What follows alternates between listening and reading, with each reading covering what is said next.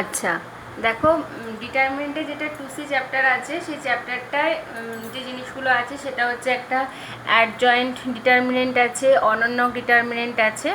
প্রথমে এই দুটো সম্পর্কে আলোচনা করব, তারপর প্রতিসম নির্ণায়ক আছে, বিপ্রতিসম নির্ণায়ক আছে, অ্যান্ড ক্র্যামার্স রুলের সাহায্যে সমাধান আছে।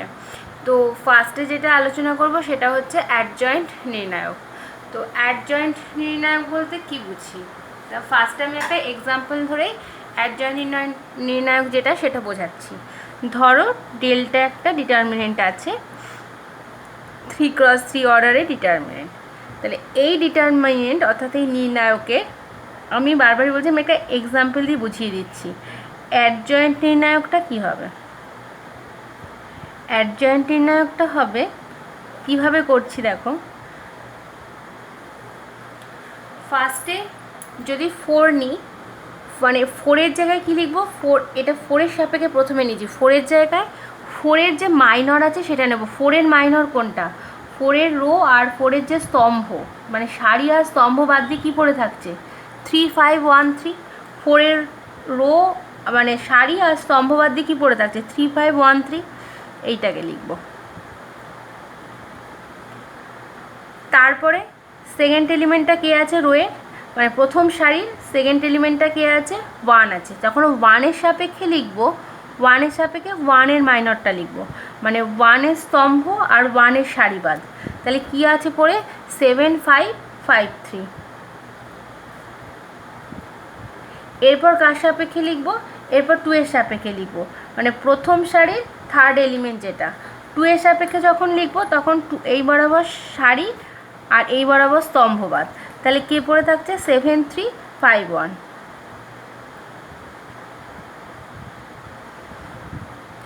তারপর এই যে সেকেন্ড রোয়ে এলাম, সেকেন্ড রোয়ে 7-এর সাপেক্ষে নিতে হবে, মানে যেখানে নেব তার সাপেক্ষে জায়গাটায় বসবে। 7-এর সাপেক্ষে যখন নেব, আমি আরেকবার লিখে নিই, নয় অসুবিধা হবে। 4 1 2 7 3 5 5 1 3। আমি বোঝানোর জন্য এতটা দাগ দিচ্ছি, তোমরা যখন করবে এতটা না দাগ দিলেও হবে। যখন 7-এর সাপেক্ষে নেব, 7-এর সারিবাদ, 7-এর স্তম্ভবাদ পড়ে থাকছে 1 2 1 3। আবার যখন 3 বরাবর নেব, এই বরাবর সারিবাদ, এই বরাবর স্তম্ভবাদ পড়ে থাকছে 4 2 5 3। 5টা যখন নেব তখন এই বরাবর সারি, এই বরাবর স্তম্ভবাদ, তাহলে 4 1 5 1। মানে প্রত্যেকটার মাইনর নিতে হবে, মানে 5-এর মাইনর কোনটা? এইটা। তারপর ফার্স্ট দিনই বুঝিয়েছিলাম মাইনর আর সহগুণনীয়কটা। তারপর 5-এর সাপেক্ষে যখন নেব, 5-এর সারি আর 5-এর স্তম্ভবাদ পড়ে থাকছে 1 2 3 5। আচ্ছা, এই 1-এর সাপেক্ষে যখন নেব, এই সারি আর এই স্তম্ভবাদ 4 2 7 5। 3 সাপেক্ষে যখন নেব, সারি আর স্তম্ভবাদ দিয়ে 4 1 7 3। মানে যেই এলিমেন্টটা নেব সেই সারি আর সেই স্তম্ভ বাদ দিয়ে যেটা পড়ে যাবে, মানে তার মাইনরটা দিয়ে যে ডিটারমিনেন্টটা ফর্ম করবে। তাহলে দেখো, এই হচ্ছে এই ডিটারমিনেন্টের অ্যাডজয়েন্ট নির্ণায়কের প্রথমে মাইনরগুলো লিখলাম, প্রত্যেকটা এলিমেন্টের মাইনরগুলো লিখলাম। এবার তার আগে একটু সাইনগুলো দিতে হবে। সাইন মানে এটার প্লাস, এটা মাইনাস, এটা প্লাস, মাইনাস প্লাস মাইনাস, যেটা ডিটারমিনেন্টসের রুল। এটা প্লাস, এটা মাইনাস, এটা প্লাস। এবার প্রত্যেকটা ভাঙিয়ে ফেলো। ভাঙালে প্রথমটা কি হবে? এবার হচ্ছে 2x2 ডিটারমিনেন্ট ভাঙালে যা হয়, মানে এখানে তো বাইরে প্লাস আছে, 3 তিরিক্ষা 9, 5 একে 5, মানে 9 বিয়োগ 5 মানে কত? 4। বাইরে প্লাস আছে, প্লাস 4 হলো। এটা হচ্ছে 3 7 21, 5 5 25, 21 মাইনাস 25, কারণ প্রথম প্রিন্সিপাল ডায়াগোনালের গুণফল মাইনাস এইটা। তাহলে 21 মাইনাস 25 হচ্ছে -4। এই মাইনাস আর এই মাইনাস, মাইনাসে মাইনাসে +4। 7 8 7, 3 5 15, 7 মাইনাস 15 হচ্ছে -8, প্লাস মাইনাসে মাইনাসই হচ্ছে। 3 8 3, 2 1 2, 3 মাইনাস 2 হচ্ছে 1, বাইরে একটা মাইনাস আছে, -1। 3 4 12,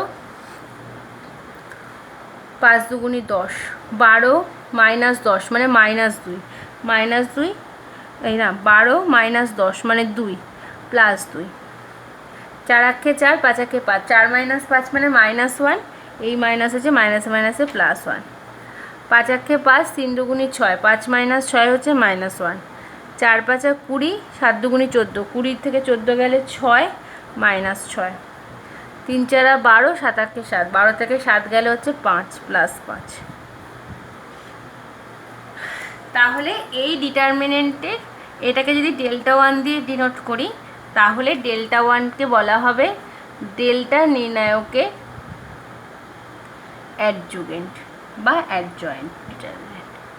মানে অ্যাকচুয়ালি কী হলো তাহলে বলো তো, সহগুণনীয়ক হলো, মানে ডেল্টা নির্ণায়কের প্রত্যেকটা পদগুলি, ডেল্টা নির্ণায়কের পদগুলি সহগুণনীয়ক দ্বারা, সহগুণনীয়ক কেন হচ্ছে, কারণ সাইনটা কিন্তু ইনক্লুড হচ্ছে। আমি প্রথমে মাইনর কথাটা বলেছিলাম ঠিকই, কিন্তু এখানে কিন্তু সাইনটাও ইনক্লুড হচ্ছে, মানে তাহলে আমি কী ধরতে লিখতে পারি অ্যাকচুয়ালি সহগুণনীয়ক। সহগুণনীয়ক দ্বারা গঠিত যে নির্ণায়ক হচ্ছে, গঠিত নির্ণায়ককেই বলছে ডেল্টা নির্ণায়কের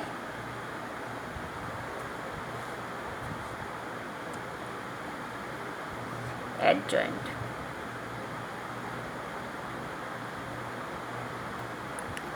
তাহলে অ্যাডজয়েন্ট ডিটারমিনেন্ট বলতে আমরা কি বুঝতে পারলাম, যে ডিটারমিনেন্টটা দেবে সেই ডিটারমিনেন্টের প্রত্যেকটা এলিমেন্টের সহগুণনীয়ক দ্বারা যে নতুন ডিটারমিনেন্ট ফর্ম করবে সেই ডিটারমিনেন্টটাকে বলা হবে অ্যাডজয়েন্ট ডিটারমিনেন্ট। এইবার যেটা আসবে সেটা হচ্ছে অনন্যক। অনন্যক নির্ণায়ক কি, মানে কোনো নির্ণায়কের অনন্যক নির্ণায়ক বলতে কি বোঝো? তো দেখো এখানে প্রথমে একটা ডিটারমিনেন্ট নিয়েছিলাম ডেল্টা, এই ডেল্টা ডিটারমিনেন্টটাই আবার লিখছি। সেই ডিটারমিনেন্টটাকে লিখলাম, লেখার পরে এই ডিটারমিনেন্টের মানে ভ্যালু, ডেট ভ্যালুটা বের করছি। ডেট ভ্যালুটা ফার্স্ট রোয়ের সাপেক্ষে, প্রথম রোয়ের সাপেক্ষে বিস্তৃতি করছি। 4 দিয়ে ভাঙলে 3 তিরিক্ষা 9, 5 একে 5, 9 বিয়োগ 5। তারপর -1 নেব, কারণ দ্বিতীয়টা মাইনাস হয়, প্লাস মাইনাস নিলে হচ্ছে 3 7 21, -5 5 25, +2 নিলে 7 একে 7, -3 5 15, তাহলে 4, 9 থেকে 5 গেলে হচ্ছে 4, -1, 21 থেকে 25 গেলে হচ্ছে -4, +2 -8, তাহলে 4 4 16, মাইনাসে মাইনাসে +4, -16, 16 16 কেটে গেল, তাহলে কত হলো 4। তো এই ডিটারমিনেন্টের ডেট ভ্যালুটা কত বেরোলো, 4 বেরোলো। তো দেখো আগের পাতায় আমি যে ডেল্টা যে নির্ণায়কটা বের করেছিলাম সেই নির্ণায়কের যে ডেট ভ্যালুটা কত বেরিয়েছে, 4 বেরোলো, আমি আগের পাতায় দেখালাম। আর ডেল্টা 1 যেটা ছিল, অর্থাৎ অ্যাডজয়েন্ট যে ডিটারমিনেন্টটা ছিল তার যে ভ্যালুটা, সেই ভ্যালুটাই আমি এখানে পরের পাতায় লিখে নিয়েছি। ডিটারমিনেন্টের এই যে ভ্যালুটা, অ্যাডজয়েন্ট ভ্যালুটা আমি লিখে নিয়েছি। তাহলে এটা হচ্ছে ডেল্টা নির্ণায়কের ভ্যালু আর এটা হচ্ছে অ্যাডজয়েন্ট ডিটারমিনেন্টের ভ্যালু। তো এবার আমি যেটা বের করব সেটা হচ্ছে অনন্যক নির্ণায়ক, মানে ডেল্টা নির্ণায়কের অনন্যক নির্ণায়ক। এটা যেমন ডেল্টা 1টা কি, ডেল্টা নির্ণায়কের অ্যাডজুগেন্ট ডিটারমিনেন্ট এবার, বা অ্যাডজয়েন্ট ডিটারমিনেন্ট। আর ডেল্টা নির্ণায়ক, এটাকে ডেল্টা 2 দিয়ে নির্ণয় করলাম। ডেল্টা 2টা কি, ডেল্টা নির্ণায়কের অনন্যক নির্ণায়ক। তো অনন্যক নির্ণায়ক বের করতে গেলে কিভাবে বের করব? অনন্যক নির্ণায়ক বের করা মানে যে অ্যাডজয়েন্ট যে শুধুও যদি অনন্যক নির্ণায়ক বের করতে বলে তাহলেও কিন্তু অ্যাডজয়েন্ট ডিটারমিনেন্টটা বের করতেই হবে। অ্যাডজয়েন্ট ডিটারমিনেন্টটা লেখার পর অ্যাডজয়েন্ট ডিটারমিনেন্টের প্রত্যেকটা যে পদ আছে, প্রত্যেকটা যে এলিমেন্ট আছে, সেই প্রত্যেকটা এলিমেন্টকে আমরা কি করব, ডেল্টার যে ভ্যালুটা বেরিয়েছে সেটা দিয়ে ডিভিশন করে দেবো। প্রত্যেকটাকে 4 এটা দিয়ে ডিভিশন করে দেবো। এটাই হচ্ছে প্রসেস। মানে অ্যাডজয়েন্ট যে ডিটারমিনেন্ট বেরিয়েছে তার প্রত্যেকটা এলিমেন্টকে ডেল্টা নির্ণায়কের যে ভ্যালুটা আসবে, ডেট ভ্যালুটা, সেটা দিয়ে ডিভিশন করতে হবে। তো এইখানে দেখো 1 2 1 এগুলো, এই প্রথম লাইনটা তো ডিভিশন করা যাবে, 4 4 কাটবে, এখানেও 4 4 কাটবে, এটা -2 আসবে, কিন্তু এইগুলো কিন্তু সব ফ্র্যাকশান থাকবে। তো এই জন্য কী করছি, প্রত্যেকটা থেকে না 4টাকে বের করে নিচ্ছি, কারণ ডিটারমিনেন্টে কি প্রত্যেকটা রো থেকে বের হয়। মানে এই ফার্স্টের রো থেকে 1 এর 4 বের করলাম, পরের রো থেকে 1 এর 4 বের করলাম, তারপরে রো থেকে 1 এর 4 বের করলাম। তাহলে পড়ে থাকলো কি, যেটা অ্যাডজয়েন্ট ডিটারমিনেন্টটা ছিল -8 -1 2 1 -1 -6 5, তার মানে 1/4³ ইন্টু 4 4 -8 -1 2 1 -1 -6 5।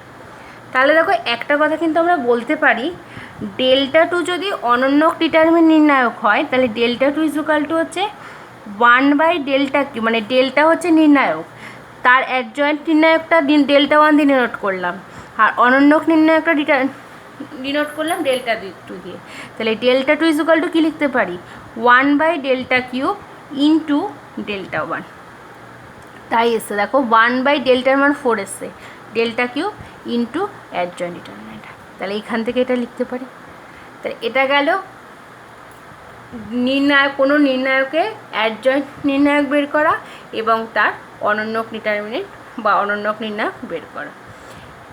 এবার একটা হেডিং লিখছি, সেই হেডিংটা প্রমাণটা সিলেবাসে নেই, মানে জিনিসটাই সিলেবাসে নেই, যদি তুমি বইটা ফলো করো দেখতে পাবে, কিন্তু মানে যে সেটার যে লাইনটা স্টেটমেন্ট, যে সেই স্টেটমেন্টটা দিয়ে কিন্তু অঙ্ক আসে। খুব শর্ট কোশ্চেনে অঙ্কটা দেয়, কখনো 2 নম্বরে কখনো 1 নম্বরে। এই প্রমাণটা সিলেবাসে নেই, কিন্তু অঙ্কটা যে স্টেটমেন্ট সেটা কিন্তু ভীষণ ইম্পর্ট্যান্ট।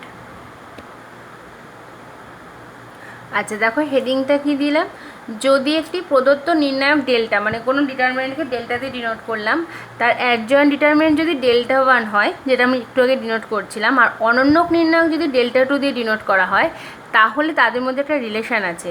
মানে অনন্যক নির্ণয় ডেল্টা ওয়ান মানে অ্যাডজয়েন্ট ডিটারমিনেন্টের ভ্যালুটা কত হবে বলো তো, ডেল্টা স্কোয়ার হবে। মানে এই যে অ্যাডজয়েন্ট ডিটারমিনেন্টটা বেরিয়েছিল, এটা যদি আমরা ভ্যালু বের করি তাহলে এটা অবশ্যই 16 আসতো। কেন 16 আসতো, কারণ ডেল্টার ভ্যালুটা কত বেরিয়েছিল, 4 বেরিয়েছিল। তাহলে ডেল্টা ওয়ানটা অবশ্যই 4 স্কোয়ার হবে। মানে ডিটারমিনেন্টের ভ্যালুটা না বের করে আমরা বলে দিতে পারবো অ্যাডজয়েন্ট ডিটারমিনেন্টের ভ্যালুটা। যদি আমরা ডিটারমিনেন্টের ভ্যালুটা জানি, তার অ্যাডজয়েন্ট ডিটারমিনেন্টের ভ্যালুটা হবে, ডেট ভ্যালুটা হবে যে মানে যে ডিটারমিনেন্টের তুমি অ্যাডজয়েন্ট বের করছো তার হোল স্কোয়ার। আর অনন্যক নির্ণায়কটা হয়, অনন্য কথাটা মানে বুঝতেই পারছো 1/Δ, মানে এই যে অনন্যক নির্ণায়কের যে ভ্যালুটা এসছে, এই ভ্যালুটা কত আসবে আমরা এখানেই বলে দিতে পারি, 1/4 আসবে এই ডিটারমিনেন্টের ভ্যালুটা, না দেখেই বলতে পারি। মানে ধরো তোমাকে যদি একটা অঙ্ক ধরো দিল, কোনো কিছু দিল না, শুধু দিল কোনো নির্ণায়কের মান হচ্ছে 5, তাহলে তার অ্যাডজয়েন্ট ডিটারমিনেন্ট এবং অনন্যক ডিটারমিনেন্টের ভ্যালু কত হবে। আমরা তো ডিটারমিনেন্টটা জানি না, কিন্তু ডিটারমিনেন্টের ভ্যালুটা জানি। তাহলে এখান থেকে আমরা অ্যাডজয়েন্ট যে ডিটারমিনেন্ট ডেল্টা ওয়ানটা সেটা বলে দিতে পারবো, কারণ ডেল্টা ওয়ান মানে কত, ডেল্টা স্কোয়ার, মানে 5 স্কোয়ার মানে 25। মানে ডিটারমিনেন্টটা না জানি না, কিন্তু ডিটারমিনেন্টের ভ্যালুটা যদি ডেট ভ্যালুটা যদি বলে দেওয়া থাকে, ডেট ভ্যালু যদি 5 হয়, তাহলে তার অ্যাডজয়েন্ট ডিটারমিনেন্টের ভ্যালুটা হবে 5 স্কোয়ার মানে 25। আর অনন্যক নির্ণায়কটা কত হবে, ডেল্টা টু ইজুকাল টু হবে হচ্ছে 1/Δ মানে 1/5। ডিটারমিনেন্টের ভ্যালু দেখে শুধুমাত্র ডিটারমিনেন্ট না দেখে, ডিটারমিনেন্টের ভ্যালু দেখেই আমরা তার অ্যাডজয়েন্ট ডিটারমিনেন্ট এবং অনন্যক যে ডিটারমিনেন্ট আছে সেই দুটোর ভ্যালু কিন্তু বলে দিতে পারি।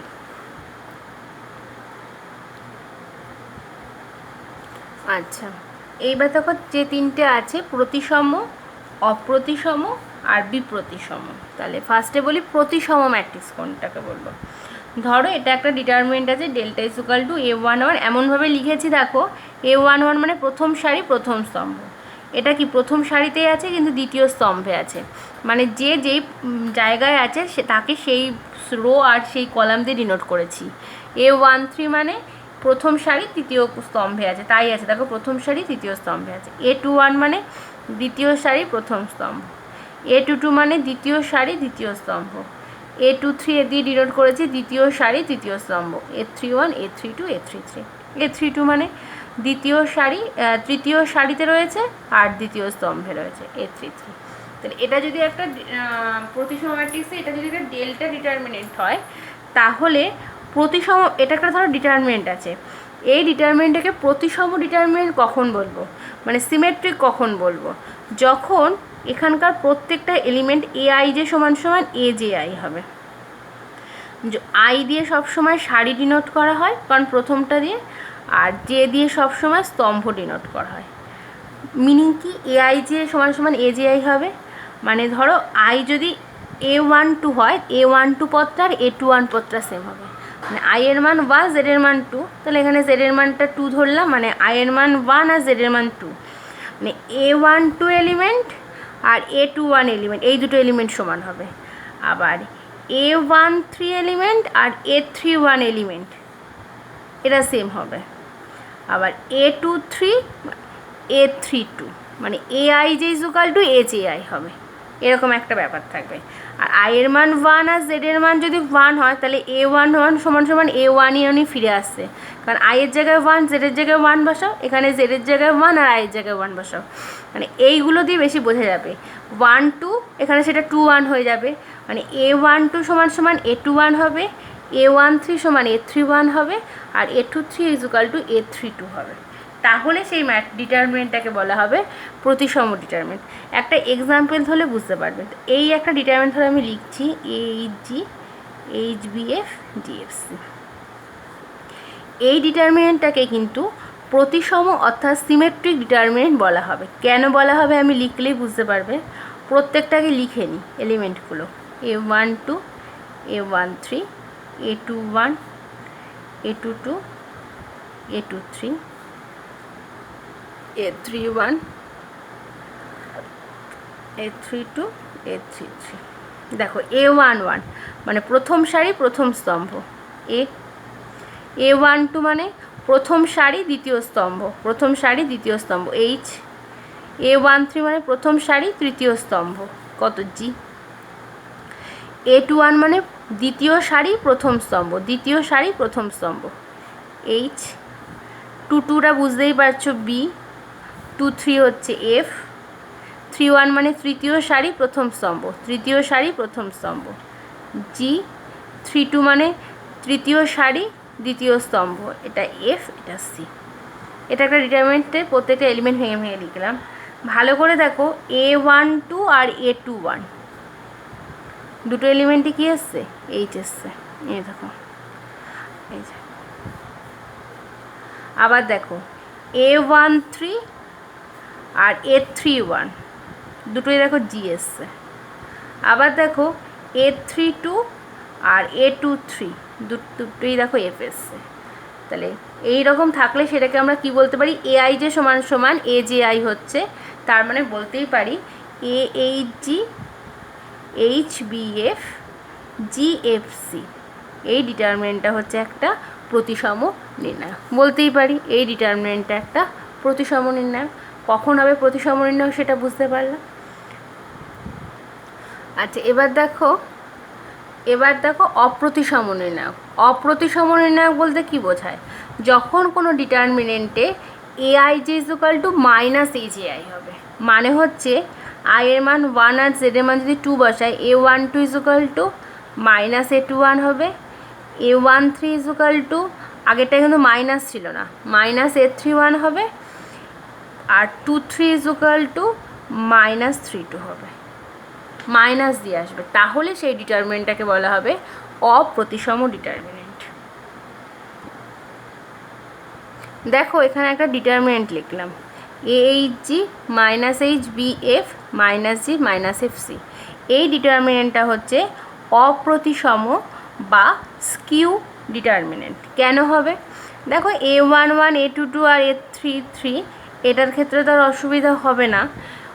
দেখো A12 মানে প্রথম সারি দ্বিতীয় স্তম্ভ, প্রথম সারি দ্বিতীয় স্তম্ভ H, আর A21টা দেখো কত আছে, দ্বিতীয় সারি প্রথম স্তম্ভ, দ্বিতীয় সারি প্রথম স্তম্ভ কত মাইনাস H।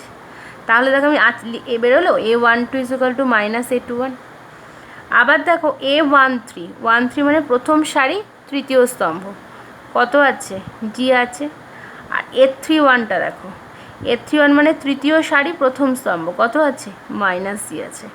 তাহলে লিখতে পারি A13 equal to minus A31। A23 মানে দ্বিতীয় সারি তৃতীয় স্তম্ভ, দ্বিতীয় সারি তৃতীয় স্তম্ভ কত আছে F, আর A32টা দেখো মানে তৃতীয় সারি দ্বিতীয় স্তম্ভ কত আছে মাইনাস F। তাহলে লিখতে পারি A23 equal to minus A32। সেই জন্য এই ডিটারমিনেন্টটাকে বলা হবে অপ্রতিসম ম্যাট্রিক্স। তাহলে প্রতিসম ডিটারমিনেন্ট আর অপ্রতিসমর মধ্যে ডিফারেন্সটা বুঝতে পারলে, প্রতিসমতে AIJ সমান সমান AJI হবে, অর্থাৎ A13 সমান সমান A31 বা A12 ইকুয়াল টু A21 হবে, আর এখানে একটা কী হবে মাইনাস আসবে। তো পরের যে ডিটারমিনেন্টটা আছে সেটা হচ্ছে বিপ্রতিসম, আগেরটা ছিল অপ্রতিসম, এবার হচ্ছে বিপ্রতিসম। তো বিপ্রতিসম ডিটারমিনেন্ট কোন ডিটারমিনেন্টগুলোকে বলবো?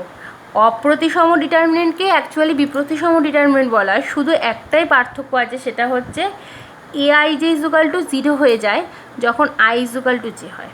মানে এমনিতে a i j equal to minus a j i হবে, সেইটা ঠিক আছে। বিপ্রতিসম হতে গেলেও এই কন্ডিশনটা লাগবে, কিন্তু বিপ্রতিসম হতে গেলে আরেকটা কন্ডিশন লাগবে, সেটা হচ্ছে এআই জে ইজুকাল টু 0 হয়ে যাবে যদি আই ইকুয়ালস টু জে হয়। মানে A11 A22 আর A33 এই যে তিনটে এলিমেন্ট, অর্থাৎ আই ইকুয়ালস টু যখন জে, মানে দুটোই 1 1 বা দুটোই 2 2 দুটোই 3 3, সেই এলিমেন্টসগুলো 0 হতে হবে। মানে অ্যাকচুয়ালি অপ্রতিসম ডিটারমিনেন্টই বিপ্রতিসম ডিটারমিনেন্ট, কারণ এই কন্ডিশনটা কিন্তু দুটোর জন্যই হেল্প করবে।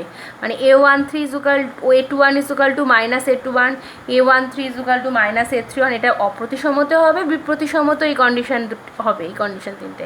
কিন্তু যেখানে এখানে A11 A22 আর A33 এখানে তিনটে এলিমেন্ট ছিল, কিন্তু অপ্রতিসমর ক্ষেত্রে এলিমেন্টগুলো ছিল, আর বিপ্রতিসমর ক্ষেত্রে সেগুলো কি হয়ে যাবে? 0 হয়ে যাবে। তাহলে কিভাবে লিখতে পারি আমরা বিপ্রতিসম ম্যাট্রিক্সটাকে?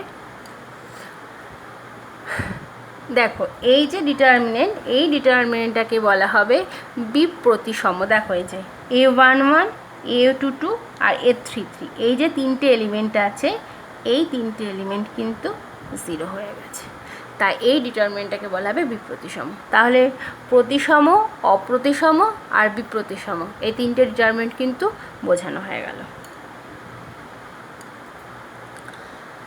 আচ্ছা, এবার দেখো সরল সহ সমীকরণ সমাধান আছে। আচ্ছা, ক্লাস 9-এ তোমরা 4টে প্রসেস শিখেছিলে, অপনয়ন, তুলনামূলক পরিবর্তন আর হচ্ছে বজ্রগুণন। তো সেই 4টে পদ্ধতিতে তোমরা কি করতে? দুটো সমীকরণ দেওয়া থাকতো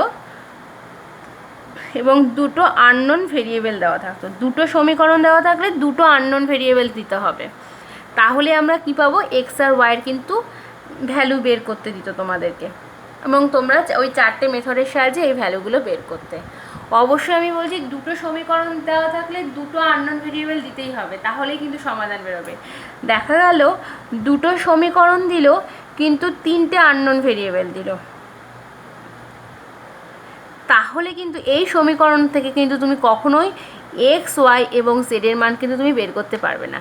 মানে এক্স আর ওয়াইয়ের মান হয়তো তোমার জেড দিয়ে বেরোবে, মানে দুটো ইন্ডিপেন্ডেন্ট, ধরো এক্স আর ওয়াইয়ের মানটা ধরো জেড দিয়ে বেরোবে, কারণ কখনোই বেরোবে না। এখানে দুটো যদি সমীকরণ থাকে তাহলে দুটো আননোন ভেরিয়েবল হতে হবে, বা দুটো সমীকরণ 3টে আননোন ভেরিয়েবল, এভাবে কিন্তু সমাধান করা যাবে না।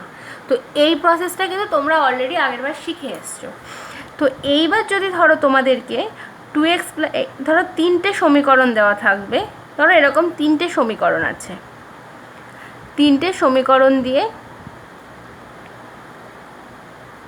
3টে সমীকরণ আছে, তাহলে আর 3টে দেখো আননোন ভেরিয়েবল আছে এক্স ওয়াই জেড, তাহলে এই 3টে সমীকরণ থেকে 3টে আননোন ভেরিয়েবলের মান বের করতেই পারবে। তো 3টে সমীকরণ দিয়ে 3টে আননোন ভেরিয়েবলের মান কী পদ্ধতিতে বের করবে? যে পদ্ধতিতে বের করবে সেই পদ্ধতিটাই হচ্ছে অ্যাকচুয়ালি ক্র্যামার্স রুল, ওটাই অ্যাকচুয়ালি ক্র্যামার্স রুলের সাহায্যে বের করতে হয়। মানে ডিটারমিনেন্টে, আর এটা কিন্তু 4 নম্বরের অঙ্কে খুব আসে। প্রসেস সহজ, যে নিয়মের সাহায্যে আমরা, যে ডিটারমিনেন্টের যে নিয়মের সাহায্যে আমরা এই 3টে সমীকরণ দেবে এবং 3টে আননোন ভেরিয়েবল দিয়েছে, সেই আননোন ভেরিয়েবলগুলোর মান বের করব আমরা, সেই প্রসেসটাকে কিন্তু বলা হচ্ছে ক্র্যামার্স রুল। তো ক্র্যামার্স রুলের সাহায্যে কীভাবে সমাধান করব, আমি একটা অঙ্ক টুকছি, টুকে দেখো কিভাবে সমাধান করব আমি। তো দেখো এখানে একটা সমীকরণ, আমি 3টে সমীকরণ টুকেছি, তো 3টে সমীকরণ থেকে আমি সমাধান করব। তো ফার্স্টে দেখো আমি কি করছি, ফার্স্টে ডেলটা মানে ডিটারমিনেন্টের ডেট ভ্যালুটা বের করছি। ডেট ভ্যালুটাই কিন্তু ইকুয়ালসানে এদিকটা নেব না, বাদিকগুলো নেব। তো প্রথম সমীকরণে এক্সের মানটা কত আছে? 2 আছে, ওয়াই কিন্তু নেই, ওয়াই নেই মানে আমি এটা লিখে নিতে পারি, তো 0 × ওয়াই, তার মানে ওয়াইয়ের মানটা 0, আর জেডের ভ্যালুটা কত আছে? -1। আচ্ছা, এখানে দ্বিতীয় সমীকরণে এক্সের ভ্যালুটা 2 আছে, ওয়াইয়ের আগে 4 আছে, আর জেড কিন্তু -1 আছে। তৃতীয় সমীকরণে এক্সের মান 1 আছে, -8 আছে, আর -3 আছে। দিয়ে ডেল্টার ভ্যালুটা বের করছি পরে, এখন দরকার নেই।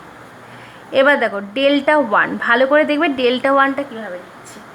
যখন ডেল্টা ওয়ানটা লিখবো তখন কিন্তু এই যে ডেল্টা ওয়ান, ওয়ান লেখা মানে প্রথম যে স্তম্ভটা, সারি কিন্তু নয়, স্তম্ভই করতে হবে। প্রথম স্তম্ভটা রিপ্লেস করব। কী দিয়ে রিপ্লেস করব? এই যে এই দিকে যে ভ্যালুগুলো আছে, এই যে এই সমাধানের ডান দিকে যে মানটা আছে দেখো 1 1 -2, এই প্রথম কলামটাকে রিপ্লেস করব 1 1 -2 দিয়ে। বাদ বাকিগুলো যেমন আছে কিন্তু তেমনই থাকবে, ওইটার কোনো অসুবিধা নেই। আবার এরকম করো না যে সারি করা যাবে না, কিন্তু স্তম্ভকেই করতে হবে। প্রথম স্তম্ভটা ডেল্টা যে ডিটারমিনেন্ট আছে ডেল্টা ওয়ান করার সময় কি করব, প্রথম যে স্তম্ভটা সেটাকে আমরা এই 1 1 -2 দিয়ে রিপ্লেস করব। তাছাড়া দ্বিতীয় আর তৃতীয় স্তম্ভটা কিন্তু এক থাকবে। ডেল্টা টু লিখছি, দেখো ডেল্টা টুটা কীভাবে করবো, দেখো ডেল্টা টুটা 2 আছে, তো ডেল্টা টুটা করবো হচ্ছে জাস্ট এই যে প্রথম আর থার্ডটা সেম থাকবে, দ্বিতীয় কলামটাকে রিপ্লেস করব 1 1 -2 দিয়ে। মানে 2 থাকলে দ্বিতীয়টাকে রিপ্লেস করব। মানে দেখো এবার দেখো 2 2 1, মানে ডেল্টা যে ডিটারমিনেন্ট ছিল তার 2 2 1টাও যেমন আছে তেমন থাকবে, তৃতীয়টাও যা ছিল তাই থাকবে। আগেরটা যেমন C2 আর C3 সেই দুটো সেম ছিল, এবার যেহেতু ডেল্টা 2, এবার C1 আর C3টা সেম, দ্বিতীয় স্তম্ভটা রিপ্লেস হবে 1 1 -2 দিয়ে। এটার ভ্যালুটা বের করবো, সেটা পরে বের করছি। আচ্ছা এখানে জায়গা নেই, আমি ডেল্টা থ্রিটা এখানে লিখছি, অবশ্য পরে করতে হবে, জায়গা নেই বলে আমি পাশে লিখছি। তো বুঝতেই পারছো ডেল্টা থ্রির ক্ষেত্রে আমরা কি করব, ডেল্টা থ্রির ক্ষেত্রে আমরা ফার্স্টের দুটোকে সেম রাখবো। আমি বারবার বলছি স্তম্ভকে করতে হবে, সারি করলে কিন্তু এখানে হবে না। 0 4 -8, আর তৃতীয় যে স্তম্ভটা, তৃতীয় স্তম্ভটা রিপ্লেস করবো হচ্ছে 1 1 -2 দিয়ে। মানে বুঝতেই পারছো ফার্স্টে ডেল্টাটা বের করবো, ডেল্টাতে ডিটারমিনেন্টে যে বাঁ দিকে যেটা আছে এক্স ওয়াই জেডের যে কোএফিসিয়েন্টগুলো আছে সহগগুলো নিয়ে ডিটারমিনেন্টটা করবো। ডেল্টা ওয়ান বের করার সময় কি করব, শুধু প্রথম স্তম্ভটা রিপ্লেস করব। কাকে দিয়ে রিপ্লেস করব, ডিটারমিনেন্টে যে এই ডান দিকে যে ভ্যালুগুলো আছে ইকুয়াল সাইনে সেটা দিয়ে। আর মানে C2 আর C3কে কিন্তু ফিক্সড রাখবো। বারবার বলছি এখানে কিন্তু রো ধরে হবে না, স্তম্ভ ধরেই করতে হবে, কলাম ধরে। আচ্ছা ডেল্টা টু বের করার সময় কি করব, প্রথম স্তম্ভ তৃতীয় স্তম্ভটাকে এক রাখবো, শুধু চেঞ্জ করব কাকে, দ্বিতীয় স্তম্ভটাকে। ডেল্টা থ্রি বের করার সময় কি করব, ডেল্টা থ্রি বের করার সময় C1 আর C3কে সেম রাখবো, C2কে সেম রাখবো, C3কে চেঞ্জ করবো। আচ্ছা ধরো আমি এগুলো সাপোজ ধরছি, এটা আমি মানটা আমার বের করা আছে, ডেল্টার ভ্যালুটা -20 বেরোলো। বারবার বলছে এটা কিন্তু তুমি বের করে দেখবে, আমি একবারে করলাম আর বের করলাম না। প্রথম এখানে কোনো অ্যাপ্লাই করার দরকার নেই, ডিরেক্টলি প্রথম সারি সাপেক্ষে ভাঙিয়ে দেবে।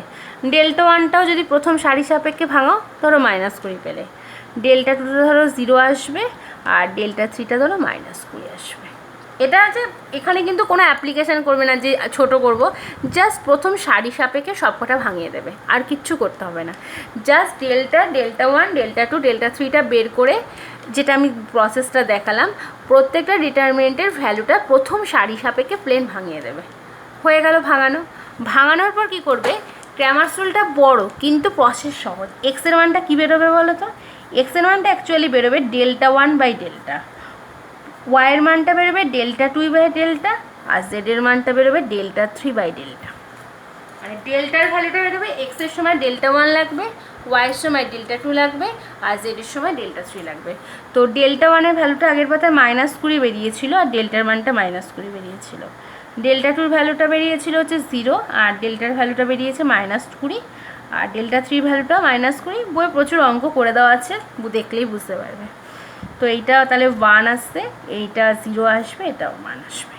মানে এই যে তিনটে ভ্যালু কিন্তু এই তিনটে সমীকরণকে সমাধান করে দেবে, বসালে আমরা বুঝতে পারবো। ঠিক আছে, তাহলে বুঝতে পেরেছো ক্র্যামারস রুলটা কিন্তু সহজ, কিচ্ছু না। আমি আরেকটা অঙ্ক দেখাচ্ছি, দেখলেই বুঝতে পারবে। আরেকটা অঙ্ক তাহলে আমি দেখাই। দেখো এখানে একটা ডিটারমিনেন্ট লিখেছি, এখান থেকে দেখো আমি কীভাবে লিখছি। এই যে ডিটারমিনেন্টটা লিখলাম, ফার্স্টে ডেল্টা লিখবো। তো ডেল্টাটা কী হবে, প্রথম যে ইকুয়েশান সেটার দিকে তাকাই, এক্সের সহগ x3 আছে, ওয়াইয়ের সহগ +1 আছে, জেডের সহগ +1 আছে।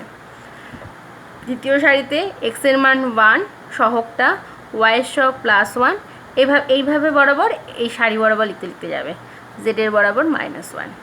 এখানে এক্সের মান 5, ওয়াইয়ের সহগ -9, জেড কিন্তু নেই, তাহলে কী হবে 0 আসবে। বের করলে ডেল্টার ভ্যালুটা, আমি বের করলাম না। ডেল্টা ওয়ানটা কী করবে, আর আমি বারবার বলছি এখানে যখন বের করবে কীভাবে করবে বলো তো, ধরো এখানে 3 আছে তো একবার প্রথম সারি সাপেক্ষে ভাঙাবে, আমি একটা তাও দেখিয়ে দিচ্ছি।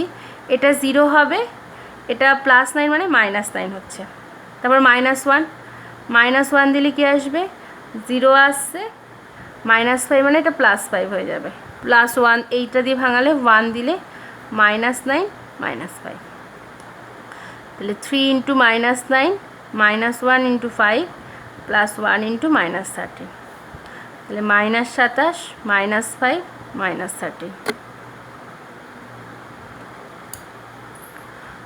আচ্ছা 9-এর 5 এটা 14 হবে, 14 -46। দেখো একবার বেরিয়ে গেল। আমি একটা ভেঙে দেখালাম, কিচ্ছু অ্যাপ্লিকেশন করবে না, জাস্ট প্রথম সারি সাপেক্ষে ভাঙিয়ে নেবে। ডেল্টা ওয়ানে কী করবো একটা দেখিয়ে দিলাম, তাও পরেগুলো দেখাবো না। ডেল্টা ওয়ান ইজুগাল টু কী করবো, ডেল্টা ওয়ান ইজুগাল টু ফার্স্টের যে কলামটা স্তম্ভটা শুধু চেঞ্জ হবে কী দিয়ে বলো তো, 10 0 1, অর্থাৎ এই যে ডান দিকে যে ভ্যালুটা আছে শুধু প্রথম স্তম্ভটা চেঞ্জ হবে, মানে এই নির্ণায়কের শুধু প্রথম স্তম্ভটা চেঞ্জ হয়ে গেল। কী দিয়ে রিপ্লেস হবে প্রথম স্তম্ভটা, এই যে বাঁ দিকে ডান দিকের যে ডিটারমিনেন্টে ইকুয়াল সাইনে এদিকে আছে 10 0 1 দিয়ে। তাছাড়া বাদ বাকি মানে ডেল্টা ওয়ানের সময় C2 আর C3টা কিন্তু সেম থাকবে, দিয়ে ডেল্টা ওয়ানটা বের করে ফেললে। এগুলো নিচে নিচে করবে। ডেল্টা টুর সময় কী করব, ডেল্টা টুর সময় প্রথম স্তম্ভটা, ডেল্টা নির্ণায়কের প্রথম স্তম্ভটা আর তৃতীয় স্তম্ভটা এই দুটো কিন্তু সেম থাকবে, শুধু দ্বিতীয় স্তম্ভটা চেঞ্জ হয়ে যাবে। তৃতীয় স্তম্ভটা কী দিয়ে চেঞ্জ হবে, ওই 10 0 আর 1 দিয়ে ডেল্টা টুটা বের করলে। আবার ডেল্টা থ্রিটা কী করে বের করবে, ডেল্টা থ্রি বের করার সময় প্রথম স্তম্ভ আর দ্বিতীয় স্তম্ভটা কিন্তু সেম থাকবে, শুধু তৃতীয় যে স্তম্ভটা আছে তৃতীয় স্তম্ভটা চেঞ্জ হবে ডেল্টা 0 আর 1 দিয়ে, ব্যাস ডেল্টা থ্রিটা বের করলে। তারপরে এক্স ইজুকাল টু তাহলে কত হবে, delta 1 by delta, Y equal to delta 2 by delta, আর Z equal to delta 3 by delta. Cramer's রুলটা হয়তো বড় কিন্তু প্রসেসটা কিন্তু খুব সহজ। আচ্ছা আরেকটু জিনিস বাকি আছে বোঝানো। আচ্ছা দেখো, তোমরা 9-এও করেছিলে কখন কোনো সমীকরণের সমাধান থাকবে না, কখন একটা সমাধান থাকবে, কখন দুটো সমাধান থাকবে, এখানেও তাই আছে। তো ফার্স্টে দেখো একক সমাধান থাকবে, মানে এক্স ওয়াই আর জেডের তিনটে আলাদা আলাদা করে এক মানও বেরোতে পারে, কিন্তু তিনটের সমাধান থাকবে আলাদা আলাদা করে। যখন নিচে ডেল্টার ভ্যালুটা 0 হবে না, ডেল্টার ভ্যালুটা যদি 0 না হয় তাহলেই ডেল্টা ওয়ান ডেল্টার, যদি ডেল্টা ওয়ান একটা যদি 0 আসলো তাতে অসুবিধা কি, এক্সের মান 0/3 আসলো মানে 0, আর ওয়াই আর জেডের ভ্যালু পেলে, মানে ডেল্টা নিচেরটা যদি 0 না হয় তাহলে কিন্তু একক সমাধান থাকবে, মানে এক্স ওয়াই জেডের একটা নির্দিষ্ট করে মান পাবে। আচ্ছা এই সমীকরণটাকে সঙ্গত সমীকরণ বা কনসিস্টেন্ট বলা হয়, মানে সমীকরণটা এক্সিস্ট করছে। সমীকরণগুলো অসংখ্য সমাধান থাকবে, মানে ধরো এক্সের ভ্যালু 3ও হতে পারে 4ও হতে পারে, তাও সমীকরণ সিদ্ধ করে যাবে। ধরো এরকম একটা সমীকরণ দেওয়া আছে, সেই সমীকরণে এক্সের মান 3 বসাচ্ছ 4 বসাচ্ছ তাও সিদ্ধ করে যাচ্ছে, ওয়াইয়ের মান 5 6ও সিদ্ধ করে যাচ্ছে, জেডের মান ধরো আরও 3-4টে মান বসালে সিদ্ধ করে যাচ্ছে। কখন এই কেসটা হবে বলো তো, মানে অসংখ্য সমাধান থাকবে, মানে এক্স ওয়াই জেডের অনেক কটা করে ভ্যালু থাকবে, যখন ডেল্টা 1 ডেল্টা 2 ডেল্টা 3 সব 0 হয়ে যাবে। দেখা গেলো কোনো ডিটারমিনেন্টে তুমি ডেল্টা বের করলে ডেল্টাও 0, ডেল্টা 2ও 0, ডেল্টা 1ও 0, ডেল্টা 3ও 0, তাহলে কিন্তু সেই ডিটারমিনেন্টে অসংখ্য সমাধান থাকবে। একক সমাধান মানে ডেল্টাটা 0 হবেই না, সে ডেল্টা 1 ডেল্টা 2 একটা 0 হোক না কেন তাতে অসুবিধা নেই। হ্যাঁ এটাও হতে পারে যে ডেল্টা 1 0 এসছে, মানে ফার্স্ট এটার ক্ষেত্রে ডেল্টা 2 0 এসছে, ডেল্টা 3 0 এসছে, তো সেক্ষেত্রে এক্সের মানটা কী হবে, ডেল্টা 1 মানে ডেল্টার মান ধরো সেক্ষেত্রে ধরো 9 আছে, ডেল্টা কিন্তু 0 হলে হবে না, তাহলে সেক্ষেত্রে 0/9 মানে এক্সের মান 0, ওয়াইয়ের মান 0, জেডের মান 0, তবুও তো একটাই সমাধান, মানে এক্সের একটা একটা করেই মান বেরোচ্ছে, যে এক্সের মানও 0 হবে, ওয়াইয়ের মানও 0, জেডের মান 0, মানে আর কোনো মান নেই যার জন্য সমীকরণটা সিদ্ধ হবে, মানে এক্সের আলাদা আলাদা করে 3টে মান বেরিয়েছে, যে হতেই পারে সেটা যে এক্সের মান 0, ওয়াইয়ের মান 0, জেডের মান 0, এই 3টেই ধরো সমাধান, এই একটা নির্দিষ্ট সমাধান, মানে এরকম নেই যে এক্সের মান 0 হবে 5 হবে, এমন তো নয় যে এক্সের মান 0, ওয়াইয়ের মান 0, জেডের মান 0, এই তিনটে নির্দিষ্ট মানের জন্য ইকুয়েশনটা স্যাটিসফাই করছে।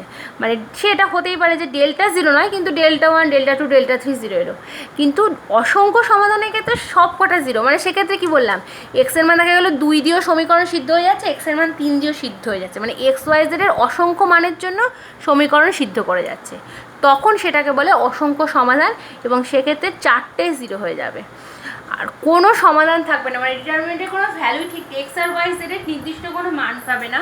সেটা কখন পাবে না, ডেল্টা 0, কিন্তু ডেল্টা 1, ডেল্টা 2, ডেল্টা 3 মধ্যে যে কোনো কমপক্ষে একটা যদি শূন্য না হয়, কমপক্ষে যদি একটা শূন্য না হয়, তাহলেই কিন্তু তোমার কোনো সমাধান থাকবে না। কেন থাকবে না, ধরো আমি সাপোজ ধরছি ডেল্টা 1 আর ডেল্টা 2টা 0 আছে, কিন্তু ডেল্টা 3টা 0 নেই, তো সেক্ষেত্রে জেডের মানটা যখন বের করব তখন ওপরের মানটা 0 নয়, মানে ধরো 5 আছে, ধরো আমি ডেল্টা 3টা 5 আছে, 0 নয় মানে 5 বেরিয়েছে, আর ডেল্টার মানটা কত, ডিটার নিচেরটা তো 0, তাহলে 5/0 মানে তো সমীকরণের সমাধান 5/0 তো ইনফাইনাইট, তো সমাধান আসবে না। তো ধরো সেক্ষেত্রে তাহলে এক্সের মান ডেল্টা 1/ডেল্টা আছে, মানে ডেল্টা 1 মানও 0, আর ডেল্টা 1-এর মানও 0, আর ডেল্টার মানও 0, 0 মানে 0, সেক্ষেত্রে এক্স আর ওয়াই 0 পেলাম, কিন্তু কমপক্ষে যদি একটা নিচেরটা 0 কিন্তু ওপরের যদি কমপক্ষে যে কোনো একটা 0 না হয়ে যায়, তাহলেই কিন্তু কোনো সমাধান পাবে না। তাহলে একক সমাধান থাকবে যখন ডেল্টা নট ইকুয়ালস টু 0 হবে, তখনই, মানে ধরো তোমাকে বললো যে কোনো সমীকরণে একক সমাধান রয়েছে দেখাও, তখন তুমি কি করবে, শুধু ডেল্টার মানটা বের করে দেখবে, যখনই দেখবে ডেল্টার মানটা 0 আসছে না, তখনই বলে দেবে এই সমীকরণটার একক সমাধান রয়েছে। ধরো প্রমাণ করতে দিলে অসংখ্য সমাধান থাকবে, সেক্ষেত্রে তোমাকে কিন্তু ডেল্টা 1, ডেল্টা 2, ডেল্টা 3 চারটেকেই বের করতে হবে, চারটেই যদি 0 আসে তাহলে তুমি বলতে পারবে অসংখ্য সমাধান রয়েছে। আর যদি প্রশ্ন করে যে কোনো সমাধান থাকবে না, তোমার তখন শুধু ডেল্টাটাতে 0 আসবেই, কিন্তু ডেল্টা 0 এলে তো তুমি বলতে পারবে না যে কোনো সমাধান থাকবে না, কারণ ডেল্টা 0 আসলে তো সে অসংখ্য সমাধানের ক্ষেত্রে ডেল্টা 0 হয়, সুতরাং ডেল্টা ইকুয়ালস টু 0 লিখলেই কোনো সমাধান থাকবে না বলা যাবে না।